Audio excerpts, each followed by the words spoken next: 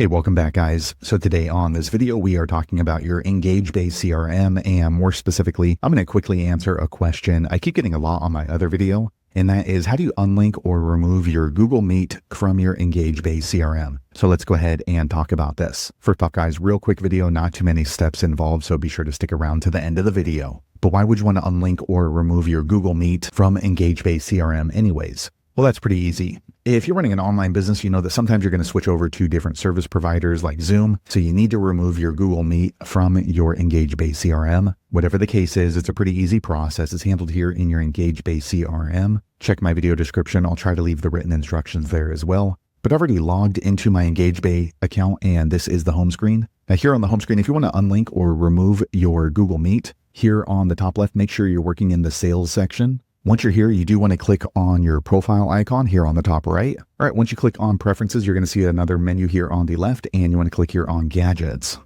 right, once you click there, you're going to see a lot of different options, but just scroll down until you see Google Meet. It should have a green check mark like mine. And in order to remove this or disable it, click on this button here, disable. All right, once you do that, you're going to see this pop up, delete widget Google Meet. All data related to the Google Meet widget will be deleted. Go ahead and click on yes. All right, quick second later, you're going to see this widget has been deleted successfully. So now when you scroll down and you see Google Meet, there's no longer a green check mark there. So now I don't have the option to add my meetings into Google Meet unless I come back in here and re-enable it. So there you have it, guys. If you're wondering how to unlink or remove your Google Meet from your EngageBay CRM, that's the easiest way I know how to do it. If you know an easier way, be sure to leave a comment below. Let the rest of us know how you did it. Hopefully you found that video useful. If so, click thumbs up or maybe consider subscribing to my channel, and I hope to see you on the next video. Thanks again for watching.